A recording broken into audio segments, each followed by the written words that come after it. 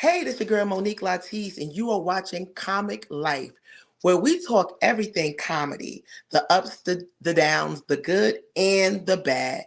Today, I have a very special guest. I have comedian Mike Ross, and I'm so excited to talk to him. Why? Because he's from New Jersey, and New Jersey is funny. So here we have it, Mike Ross. What's up, Queen? It's an honor and a pleasure to be here representing Dirty Jersey. Come on now, they better know we not playing at We all. ain't playing. We ain't playing. Mm-mm. How you doing today? I'm blessed. I'm blessed. Life is good. We here, right? We can't complain. We have health. We got another day here. So, that's all we can ask for at the end of the day. Yes, yes. Well, thank you for coming on and doing the show with me. I want to go back. I know you, but I want my audience to get to know you.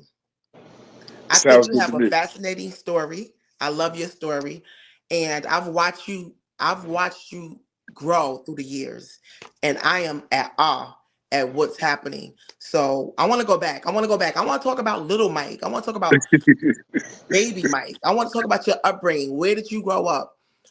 Brothers, sisters, mother, father. Let's talk about who you are. Baby Mike. Um, I grew up in New Brunswick, New Jersey. My mother was a single mother. She had my sister pregnant at 14, had her at 15. She myself was had me pregnant at 15, had me at 16. So me and my older sister is 11 months apart. She ended up having another daughter. I'm the middle child. I have two sisters, and 4 years later, and we just had that 70s struggle. Like good times, like that whole era between the 70s and 80s. My mother was drug dependent. My father was in prison, Broadway State Prison. It was one of the biggest blessings of my life because I had to go visit him on the weekends, and visiting my father in prison made me know what I wasn't going to do. That let me know I wasn't going to prison after having to go there every Saturday and Sunday. But you know, before my mother had became drug dependent, that we lived a normal life, family. Just you're poor, but you don't know you're poor because you have family and love. But she became so dependent, and we were moving from place to place. She ended up putting us in foster care. I was a foster child for 7 years, which was the greatest experience of my life. My foster mother, she fed into me. She was from Gay Lakes, Virginia, and she was a Southern woman with so many Southern values and strict values. And we was in church 3 days a week. I was in church so much I hated it. We was in choir rehearsal, young people's choir, young people fellowship, then church on Sundays. So that became my foundation and the essence of me. I ended up moving back to the inner city of New Brunswick with my family, and from there it was just a matter of trying to navigate uh, how I was going to get to college. I played sports. I was the high school basketball star, football star, and I thought I was going to the NFL and NBA. But when I found out that wasn't the case, I had some great mentors around me, brother William Lewis Dunbar, who took Mm, us on college tours, and I ended up, wanting to go to the HBCU from seeing that experience because he had helped so many people. He was so affluent and instrumental getting so many young brothers and sisters from the community into college. So that was my dreams and aspirations to go to HBCU. My uncle had went through him. My aunts had went through him. So I ended up going down to Texas Southern University, and the prestigious Texas Southern University. And from there, that gave me such a great insight and development of a direction of Black pride, Black right, self-awareness, Black unity, right, seeing a Black president of the university, Black administrators, Black financial aid people, everybody that was instrumental in your development looked like you, so you had no excuses. So right. that became instrumental in me becoming, um, how can I say, I guess, have that kind of awareness within to say, I can do it. It's possible. There's no excuses. And Did it, you it know what you wanted to do when you were little Mike? Like, Absolutely not. I wanted to be a basketball player. I wanted to be a football star. But when I got to as a little kid, you're just enjoying life. You don't think of right, what you could be. uh, I thought possibilities were endless. Um, Ironically, when I got to the age to realize what you wanted to do, I didn't know what I wanted to do. I know what I wasn't going to do because I saw so many family members make mistakes, go I to like jail. that. Yeah. So, I did a lot of Were you a motivational funny speaking. kid? Were you a silly kid? Because it sounded like you went through a lot of. Well, I was also raised by a teenage mom, so I Yes, know that growing up in the '70s, I know that era. uh, Would you consider yourself like I was always like entertaining my family? Were you a silly kid? Did you do any like plays and tricks for your family? absolutely. We would, me and my sisters, we laughed at everything. We cackled at everything. We were like some hyenas. Everything was funny to us. We got beatings for laughing. My mother would get upset. She said, "Y'all got to stop laughing. I'm gonna whoop y'all ass." And we would be laughing and get ass whooping, and then we'd laugh at each other who got the ass whooping. So Wow. yeah, that was our story. Like, and I think our laughter was therapy to laugh through the pain. Yes. We would laugh at like if somebody got a roach in the cereal and you thought you was gonna eat that cereal, like, nah, that roach got you. So everything became humor to us, and we I didn't love it. realize that was therapy. But Right. I was always a class clown. I was always silly. I was an asshole. I got a lot of whoopings for being an asshole with Oh adults. wow. Yeah, Okay. you know So tell one of us the about your career. You have a very interesting career. Tell us a little bit well, about that. I was a firefighter for 17 years with the city of New Brunswick, and that came about after I got laid off from AT&T. And I was a corporate America. Everything was going well. Now that the clear blue sky, we get laid off. They gave us a severance package. I was chilling for a year, and I said, "What am I going to do?" So I started substituting, and that gave me enough time to take the firefighter and the police test. The firefighters called me, but what made me actually say I could do this is because my neighbors were firefighters, a police officer, and my uncle was a firefighter. So I kind of emulated what I saw in my neighborhood that was Hmm. around me. So I Hmm. said it was possible. So, me seeing my uncle come home in a uniform with respect and, the admiration that he got from the community made me want to say I can do this and replicate that. It was an honor and a pleasure to be able to give back to the community. How long did you serve? 17 years. Wow. Congratulations. 17 years. Okay. 17 years. Were you the one at the house, the firehouse, that was making everybody laugh? Were you the one that was being silly? I was, but ironically, it wasn't intentional. It was just my personality. Like I Right. was never doing it intentionally. I never went out to say I'm going to make you laugh. I think I was more real than funny. Well, Okay. funny when you're real it becomes funny because you Yes. had the audacity and the balls to say what everybody felt, and so you're saying it in a humorous way where Yes. it didn't always cut, but you got the truth. So that was just my nature. Say, hey, I'm gonna be authentic. I'm gonna be me. I'm gonna say it, and I deal with the repercussions. So I was more trying to be authentic than funny, but it came off as funny. So when did the comedy come up? Like when did you say, you know what, I'm gonna give comedy a try? I have comedy found me. I never thought about giving comedy a try. I always have to give the credit to Isha Mayfield. She's a comedian. Sure. Isha was in my inbox, and she was always saying, "You need to come out and do some time." And other people were asking me to do time because on social media, I would always put up posts, and the posts were hilarious. But I wasn't trying to do comedy. I just thought it was entertaining to have an outlet for all the crazy, sick things that was in my mind on Mm, Facebook. And they harassed me for like a year, and I finally said, "Okay, I'll go out there." Me not realizing, Isha took me to a show with Tina Graham at 78 Lounge that Smokey Suarez was hosting. right. So I didn't know anything. I just knew like I'm gonna do these little 3 minutes. They're gonna boo me, and she can stop asking me. And Okay. I go up there. I go to the bar. I take 2 shots. I write down 3 jokes. I memorize them. I go up there, say the first joke. The ladies are laughing. I say the second joke. The ladies are laughing. By the third joke, I was all in. I know So that's right. they were giving me the light, and I'm just telling jokes after that. I'm just going off the freestyle. They kept giving me the light, and I'm looking at them like, "Why y'all putting the light in my face?" And they were like, "That means it's time for you to get off." So that was That my means it's first. time for you Yes, to get, for the comedians that are watching this talk show, when someone gives you the light, that means it's time to exit off the stage. That is so disrespectful when you don't pay attention to the light. You that can stop you from getting booked. I had no comedy etiquette. I had no idea. None of us I had did.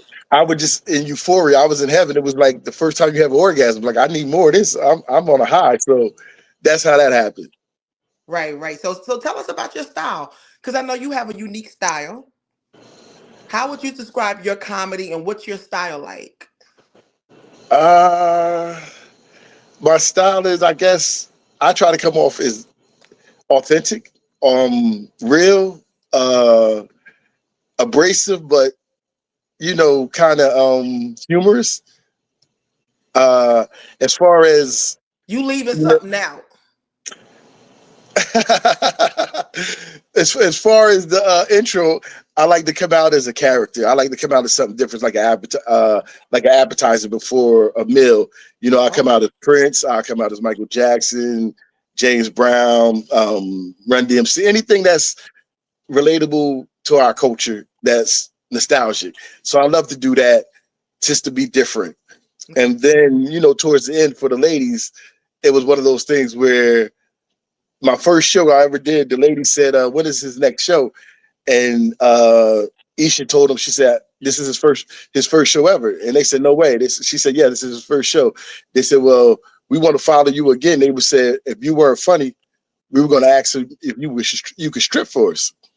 So I'm thinking like, wow, I'm up here trying to be funny, and that's what they're thinking about. So I Mm-hmm. said, okay, I think I'm gonna incorporate that into my comedy set. So I was sitting around and I was thinking about it. I said, I don't know if that'd be offensive. Would it be unique? Would it be different? I asked a couple friends and family, what would happen at the end of a comedy show if you saw a comedian strip, but it's part of the joke? And they all said, no, don't do it. So in my life, I've always been a risk taker, and I like doing the opposite of what everybody says. So when everybody said don't do it, that meant I should do it.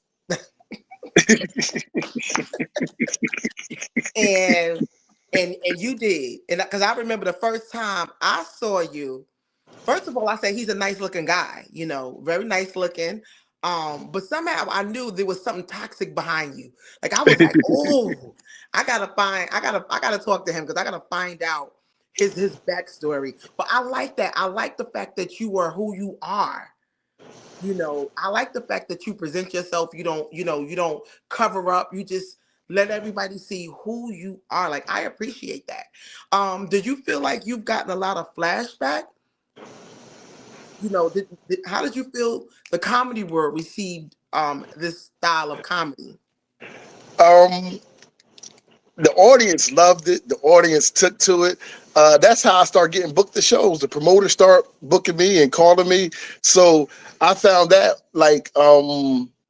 to be my intro to it, my introduction into being known as the stripper comedian, so somewhat, or that known for that, set, that monkey. Hmm. Almost like publicity. Any publicity is good Yes, publicity. Yeah. yes, So yes. right. Controversy sells. So that's what started it, and that's what started bringing the women out. And I started noticing, okay, I got a female audience. The females like it. They're taking to it. So I start hearing the backlash within the comedy world saying that's not comedy. That's not this. You shouldn't do that. And the more people told me don't do it, the more it encouraged me to do it, because I'm like, what what is it like? It ain't like it's classless. It's Right. tasteful. It's Hmm. every bit of a minute or two. So Right. once I saw so many people having different opinions about it, it gave me the encouragement or the motivation to say, let me keep doing this, because obviously I got to be doing something right if it's bothering people. Right. So when you say, let you keep doing it, I want people to understand what that means. I'll talk about Mike on the mic, how that got started, and what's your motivation behind it. Um, my motivation, when Mike on the mic got started, when after that first show, I told a couple of my friends that I was, going to do it, and they, start wanting to hear the jokes that I was saying, the jokes for my friend Stephanie Stevens and Myra Caldwell, and they were like, "Oh, we're going to come check you out. We're going to support you." And Myra said, "Well, that's going to be cool because you could call yourself Mike on the mic." And we was like, yeah, that kind of goes together. So it all happened organically. It was never like a big plan. It was just trying to put pieces together. And I would go back and forth with them with jokes, and they'd be like, no, that's terrible. Mm-mm. Work on that again. Do that over. So it started kind of just playing with it. And then I got a show with Bob Sumner because Stephanie, one of my close friends, Stephanie Stevens, is from Roselle, and she grew up with Bob. And from there, I got more motivation and encouragement. Let's tell everybody who Bob is so they'll know. Well, I guess, Bob I, Sumner. yeah, Bob Sumner, of course, he's the executive producer for Def Comedy Jam, and Bob is like the godfather of comedy. If you don't know Bob name, then you're not, in the comedy Yes. world. He gives you the nod. So Yes. opening for Tina, doing a show, my third show with Bob, selling out the Stress Factory, and I was selling it out because it was during COVID. So, after one open mic, I was booking shows and I was headlining, and it just gave me the inspiration to say after one show, it gave you the encouragement and motivation to catapult to the next show. I So said, okay, I don't gotta. downplay it though. Don't downplay. You put on a big production. This is a big production. We're talking about 300-400 people. We're talking about, you doing boots underground ticket sales. There's people that's watching this show and they're gonna, some people think that putting on a show is just, putting on a show. No, you do boots underground with your shows. Well, that happened when I did a show, and I got to give props to Tony Bird. I did a show, and after the show, several comedians were saying we're not going to book him anymore because the men didn't want to follow me stripping. So it was kind of one of those things where, uh, you know, I'm not comfortable with going up after this guy, having nothing to do with the comedy, I guess, for the whole aesthetics of it. And Isha said, listen, you're a headline, not Isha. Tony Bird said, you're a headliner. She said, you don't need to worry about nobody following you. Put on your own show. So I booked the Hyatt Regency down the street from the Wait, hold up. You moving too fast for me. yes. You moving too fast for me. So you took something that could have possibly deterred you from doing comedy. You took something that the naysayers were saying that, this can't be done. I don't want to follow that. What is he doing? You took something that could have been painful and you turned it around.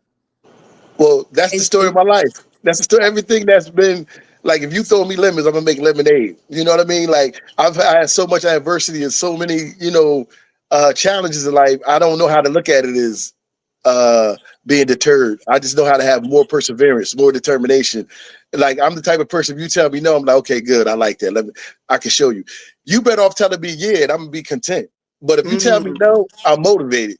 So it became, when I heard that, I'm like, wait a minute, they're threatened by me, little old me. I'm just up here trying to be funny. That let me know I must really have something that, is doing something for them not to want to have me around. So right. that motivated me to say, I went and got the Hyatt hotel, booked the room, got the tickets, did everything, did the boots on the ground, did the sales. So we were selling out maybe 100 people the first time. Then it moved up to 150. Then it moved up to 2, and it just kept growing. And ironically, Mm, out of that, one night we had like close to 300-400 people there. wow. We had too many people in the room. So this guy named Mark Sharp, who's at the New Brunswick Performing Arts Center, sister invited them out, and he said, "Listen, if you could get this many people into the New Brunswick Performing Arts Center, I'll give you the same price to be at the theater." So I end up going from a conference room in the Hyatt to the theater in the New Brunswick Performing Arts. Come on now. Yeah, so that's God. It was God. A lot of things. If you take the first step, God is going to lead you the rest of the way. Hmm. So sometimes you don't even have to do things knowing all the way. You don't have to have the whole plan. You just have Right. to have faith. So a lot Right. of the things that I did was just stepping out on faith and having a belief that it was possible and Yes. intention. So long as you have belief in the right intention, everything else probably will fall in line for you as you go. I, I believe that, because a lot of times I tried to do things and I would say, I don't have the tools. I don't have the tools. I don't have the plug. And then I realized that I am the plug. Yes. You are the plug. So that's important. If you believe in yourself and you think it's possible, it is possible. Um, I want to talk about really quick some of your influences. Who are some of your influences in comedy or entertainment? Um, I grew up, we grew up sneaking, listening to Richard Pryor albums and watching his little clips on HBO when we could. When you had the cable that you had to push, we were sneaking, push this, watch a little bit of Richard Pryor before we get busted and try to push it on something else. Eddie Murphy, of course. So we're just seeing the effect they had on the culture. It's like, Right. their impact, their authenticness, their subject matter, dealing with everything we can relate to, Right. having an impact to it captivated the culture. So I never dreamed about being a comedian, never thought about comedy, but I always remembered the effect that they had on the culture and how it Mm. was just one of those things. When Raw came out, you had to go to the theater or had to make sure you was home to watch it. When Delirious is out, we all knew all of the sayings, Goonie Google Gus and everything else. So that was my influence, seeing how Eddie Murphy brought style and charisma and his persona to the stage, his Do you feel like you're flamboyantness. home when it comes to comedy? Do you feel like, I've done some things in my life and like this comedy feels good to me. It feels like home. Do you feel like you're home? It doesn't feel like work. It doesn't feel like I'm trying. It just feels like I could just get up here and be the asshole I am. Like y'all gonna pay me to be an asshole? That's second nature for me. Right, So right, right. yeah, Let's talk about some of the hard things about being a comic. Like, do you find like sometimes you think about things like I love comedy, but I don't like this part. I love comedy, but I can leave this part out. What are some of the things that you would leave out of comedy? I mean, I look at it as like comedy is in life. Like every job I had, you had a pro and you had a con. Every city I lived in, you had a pro and you had a con. So it's just like I look at it like that. Like you're never gonna get in anything in life and to say, okay, I love everything about it and everything is gonna be great. So the things that come with the comedy is so minute compared to Mhm. the highs.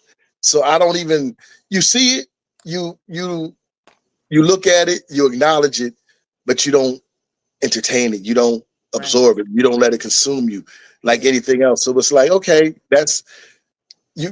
You got to take the good with the bad that comes with it. You see some of the pitfalls. You see some of the animosity, some of the jealousy, some of the gatekeeping. But everybody had to go through it. Hmm.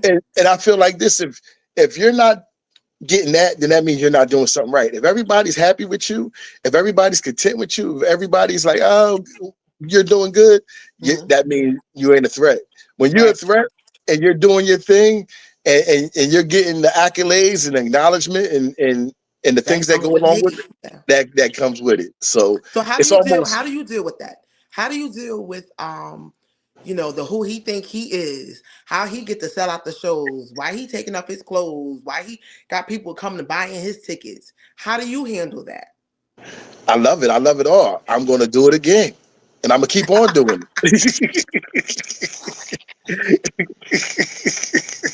I know that's right. I, Do I you feel love it like you're all. supported? Do you? Because me personally, I love Jersey. People ask me all the time, "Would you relocate?" I may one day, but I have to say, like Jersey and New York have shown me so much love, and I often hear people saying that your hometown or your home state never shows love, and that's not my case.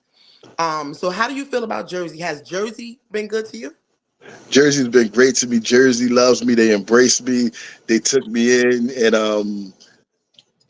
it's like I'm I'm on the ground. You know what I mean? So when I'm in the dollar store, I'm in the Dollar Tree, wherever I'm at in the hood, I'm there with the people. So they be like, "What's up, Mike? Keep Yeah. going, keep doing what you're doing. We want to see you win." And I was getting in my car the other day, and the guy stopped. He said, "You Mike on the mic?" I said, "Yeah." He said, "I see you all the time at the Stress Factory." He said, "Keep going, whatever." So now I'm blushing like a bitch. I'm like, "You know who I am? You know who I am? Like you know me." So, Listen, I remember the first time I saw you a couple of years ago. I was like, who is he? Like, there he is waving at you. And it's so funny because you were looking at me the same way, and I'm looking at you like, oh my God. And we just two creatives, two people that grew up in Jersey around the same time that's doing what they love, lock eyes. It was like magic. You know what I'm saying? And I never forget the moment. I never forget the moment. Time slowed down because it was crazy. I believe in intentions. I believe in the law of the universe, manifesting things, writing things down, and living intentionally, and going after your dreams and having a purpose. So I'll never forget. It was a YouTube video, and you were on a YouTube video about an owner in Patterson, a woman that's a first black comedian doing her thing or whatever. And I said, damn. I said, I would love to go up to Patterson and meet this lady who's doing her thing. And Mhm. I was engulfed and I was like, that's what's up. So, when you hear somebody's story, you're in admiration from a distance. Yeah. And when I saw you, I said, wait a minute, that's the lady. That's her. That's the person I saw. So while I'm looking at you, I said, I don't want to be that guy who walk up to you and say, hey, are you? And you're like, no, that ain't me. But I kept looking at you. I kept giving you the look. And then you did the head nod like, yeah, it's me. Yeah. It's Mhm. me. And I was like, oh, okay. I thought it was you. Yeah, yeah. And I think we always had a bond from that moment. We always Yes. had a bond from that moment. It's just like, you ever see somebody and you like, I think it's them, but they may not know me and I don't want to seem like I'm grouping out. We both were like on the same page. Like, I see you, my brother. I see you, my sister. And I love that. I love that for us because it's not a lot of me personally. I don't feel like there's not a lot of people that you can connect with on that level when it comes to comedy. Comedy is a very isolated, selfish industry. And whenever I meet people like yourself who gives people opportunities, who loves comedy, I see you out there, supporting comedy even when you're not even on the show. Sometimes just being in a room is, representing your brand. I mean, once I got into it, I said, I love everything about it. I love the comedy culture, the comedy family, Right. the females how they have a sorority, the men how they have a fraternity. And I'm not too big. I don't look at myself too big to be fanned out or groupied out. If I see somebody that I grew up watching and admired, I'm gonna give them the acknowledgement, like, hey, what's up, brother? I'm like, I admired you, I watched you. Like when I saw Tony Woods, and I'm like, it's an honor to be on the show with you. Right. And I'm not the kind of guy that's ever going to be like, yeah, I'm on your level. No, I'm not on your level. I remember watching you on BET. I remember watching you on Def Jam. So I'm just that kind of guy who I'm comfortable in myself to give acknowledgement that, you I know, love that. I love that yeah, about it, you. it don't How take how nothing do you from me. network? Do you network? Like some people are not good. I'm not great at networking. So how are you with networking? I think just being yourself, like I'm gonna make sure. Like my family say, Mike, how do you feel? Do you think you're gonna make it? I said, no, I know I'm gonna make it. And they said, well, why you always say that? I said, it only takes three things to make it in life. You got to find a way, you got to make a way, and you got to be in a goddamn way. And if Mm, you in the way enough, you're gonna get your opportunity. come on now. So that's my motto. I'm gonna be in the way. So when I see all of these dudes and they see me, and like my main man Gerald Kelly, he saw me one time, and we seen each other like 4 times in a month at different spots. He saw me in Jersey, Connecticut, Philly, whatever. He said, "God damn, Mike, you everywhere." I said, "Yeah, and I'm gonna be everywhere trying to see everybody." He I said, "You know know that's what? My next show, you gonna be on the show." He said, "You putting in work." you And are. sometimes, but like you said, sometimes the work is not even on the stage; it's Yeah. behind the scenes where people see your work, where they say, "You know what? You're not asking for nothing." Right. How long have you been doing comedy? Since 2018 was my first show with Big Mama Badass. Let me give it up for Big Mama Badass So that's for booking what? me. How long ago was that? 5 years? What is that? 5 years? What is that? Six or seven, Six, six, seven, I seven think. years. Yeah, And Big 7 Mama years. Badass. Shout out to Tia. See, And Tina Graham. Shout out to Tina Graham. Shout out to Tia. Telegram. Um, and Bob Sumner, yes. So 7 years into comedy, and you hanging in there, and you are everywhere. You're doing your thing. Like, so what do you tell? Do you have you gotten to the point where other comedians are coming to you, like asking you for advice and how to get started? What they the red cup? What you got in that red cup? Mm-mm. uh, So have you reached mentor status yet where you giving advice on I would never see myself as a mentor. I'll have no problem giving advice or giving anybody my story, but I feel like everybody's journey is different. right? So, when I hear people say do A, B, C, or D, just because that worked for that person don't mean it's going to work for you. Right. So I look at it as saying be organic, be authentic, be genuine. If you're in this for what you're in it for, then go at it 100%. And I think, like, for me, it's about the work. Like I said, if you trying to do what I'm doing, Hmm. then be ready to be tired. Be ready to be, Ooh, you know what I mean? Like you talking right. you see the 15 minutes of the pictures and the videos and So run us through a day. So run us through a day where you're on your grind, you're producing, you're setting up your shows. What does a day with Mike on the mic look like? I'm waking up in the morning and I'm going through my promotional pages and I'm promoting, and from there I'm making sure things are going right with the tickets. I'm at the comedy clubs, I'm at different arenas where people are at. So I'm trying to see in the tri-state area who's going to be performing that I know that's a worth going out to see, that I can network in. Who's going to be there? So, like Tony Rock's going to be in town. I'm gonna come kick it with Tony Rock. Last month I was here, I was kicking it with Bruce. And his son was like, "Yo, what's up, Mike? We just seen you in Connecticut. We seen you down in Philly." He was like, "What you gonna be doing when your show in Atlanta?" I said, "I'm gonna be at Stone Mountain at the Atrium." He said, "I know." He said, "What you gonna be doing after that? How long you gonna be there?" He said, "I'm gonna hook you up with I forgot the dude name. It escapes me right now, but he's opening up for Ti. Oh wow, And okay. yeah, and so he was like, hit him up and tell him Ski hit you so you could get on that show. And Nice. that's how things happen, from people being in you being in their network and they're being in your network and in your Right. universe, and things happen. So that Well, you that also you also pour a lot into other comedians. You're behind a lot of social media branding and pages, promotions. I recently sold out the Stress Factory. You were helping me push that. You know, you so and it's rare. It's rare that you find someone that loves what they do, but also pours into other people. How do you find the balance with being okay with what you're doing and not and knowing that you promoting other people is not taken away from anything that you're doing? That's dope. my thing is like, you know you grow up. I grew up in the church, and we had to go visit the sick and shut in. We had to, you know, give food and go to shelters or whatever. So I learned early on, you get your blessings from giving, being service. So I have no problem of being service, because guess what? It comes back to me tenfold. Like, if I have the opportunity to help my brother out, to help a sister out, to help a fellow comedian out, it don't take nothing from me. At I all. can't do every show. It's 30 days in a month. Even if I wanted to do 30, I couldn't do it. It's not taking that from me.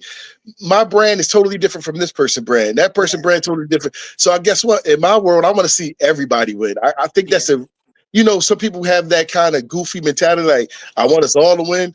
But that's me. I really like it. It don't take nothing from me to see. Right. Matter of fact, I'm happy. I'm really happy if I see somebody win, or like when you sold out. I was happy with you. Like, yes, because I know you had it in you. I know you are that, caliber. So it's like it's people behind me that when I win, they win. Right. So You need guess a what? team. And You need a team. the team is not always on the same show. That's the thing too. I had to learn. You may not always see the team on the same show, but you need a team. There's different needs for people in different positions. And I remember me being on stage. I remember the standing ovation for me. I remember you came over to me. You was like, "Mo, you got to go over to the door." And I didn't understand what you were saying. And I was like, what are you talking about? Like, what are you talking about? And you was like, "Trust me, go over to the door." And I wanted to stay where I was because like people were coming on stage and I had just got finished getting a standing ovation. I'm like, I want to stay here. And you grabbed me by the hand and you pulled my butt off the stage and you brought me to the front. And people were lined up waiting for me.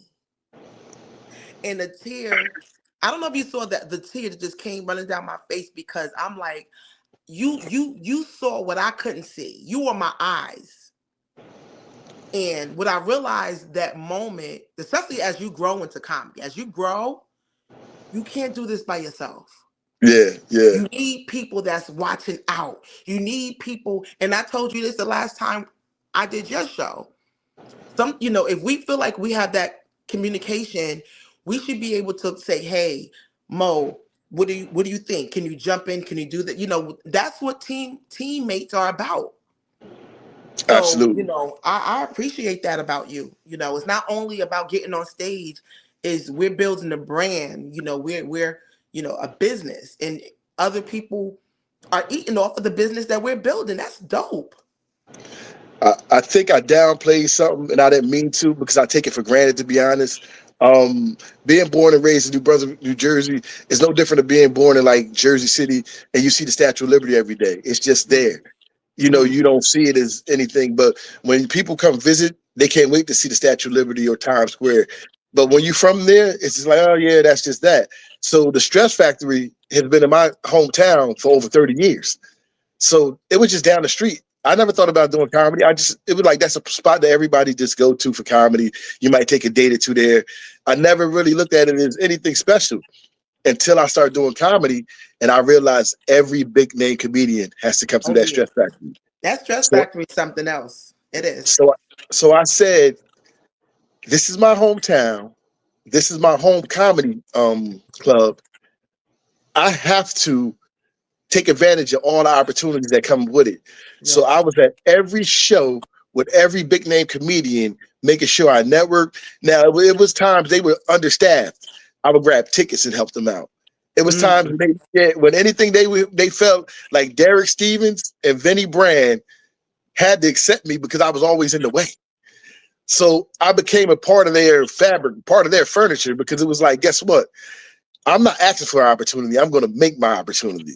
So after seeing so many big name comedians, I was observing, I was watching, I was taking it all in to say, okay, this is how this works. This is how this goes. This is when this happens. So when I saw you up there and I know how the formality goes, Mm-hmm. I was excited for you in the moment, but I didn't want you to miss the the other part, the business part. The Yeah. business part is when you have merch and you're leaving out of the comedy club, if you don't meet these people at the door, they're going. They're going to Yeah. keep going because they're not going to wait for you to come out. So Wow. I've seen it so many times with every big name comedian. As soon as they get off the stage, they head right outside and they sell out But all of you their pay merchandise. attention. You're You have not just there. You're not just yes, there trying to get like, trying to be a groupie. You're there learning. And then learning. you were able to teach me and show me. That's the name of the game. I love that. Where do you see yourself? I'm not even gonna say 5 years. I'm gonna say next year. Like we gotta, we're almost done with 2025. 2026 is coming up. What's on the horizon for Mike? Uh, I tell everybody I don't look past tomorrow. Tomorrow's not guaranteed. All I can tell you is what's going to happen today. Like I stay in the moment. This is the moment I have right now. That's the only thing that I can guarantee you. I might not wake up tomorrow. This could be our last conversation. So I have no control or no plan over God's future. I Except the fact that me and you are looking to do a Valentine's Day show. Well, we have that on the horizon. We have that planned out, but we can have as many plans as we want to. That don't mean you're gonna get there. So I love to live day by day. You know what I mean? Like it's so many times that I'm a control freak. I have to let go of the wheel and say, Mm, you know what? Let go and let God. People say, Mike, when you're next this and next this, I say, I don't know. It ain't in my control. I just let it happen.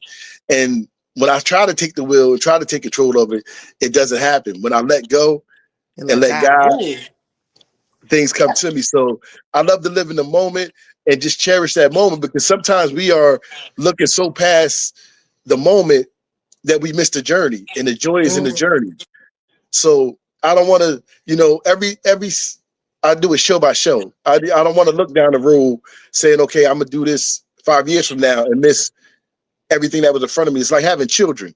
You know, sometimes you're looking for them to be at a certain stage and you miss that development and that growth and then you can't get it back. yes, yes. Um, where can people find you? I'm on all social media platforms. I'm on YouTube at Mike Ross Comedy, Mike on the Mike Comedy. You can find me on Facebook at Mike Ross Comedy, Instagram, TikTok, Pornhub. Nah, I'm joking. You ain't. You are not joking. You are not joking. Lastly, what's the one thing you want the world to know about you? Absolutely. Um, I don't know. I don't know how to be anybody but me.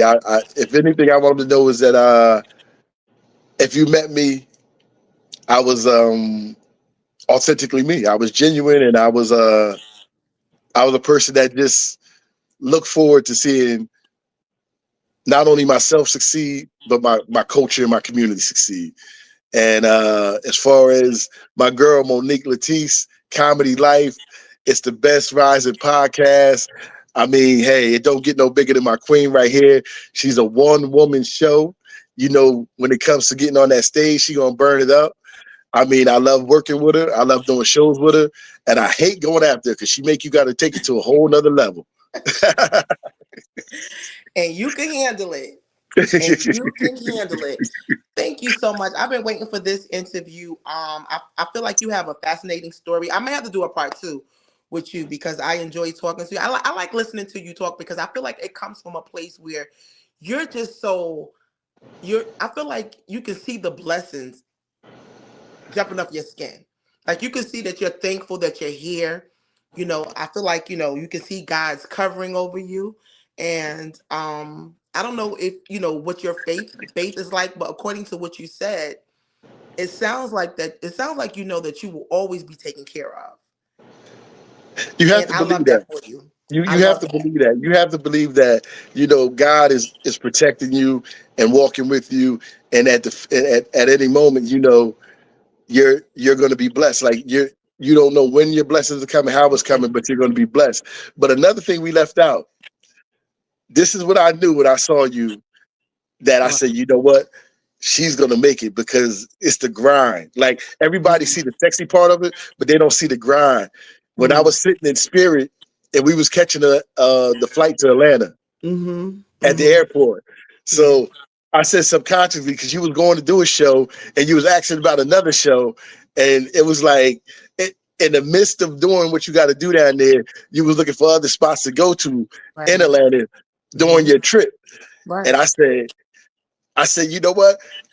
You know, we show our pictures or whatever of us doing whatever, going whatever. But y'all don't see when we be in line arguing with the people about Spirit, about our bags and Frontier and all the grind you got to go through, waiting for all the shit, the bullshit behind the scenes. So I said, you know what? I said, this sister's on the grind. I said, she gonna make it because it's the to me. Everybody can look sexy on social media. Everybody can put in the image on social media, but when you when the lights are out, it Mm, ain't nothing but elbow grease and getting on them knees and elbows dirty. for real.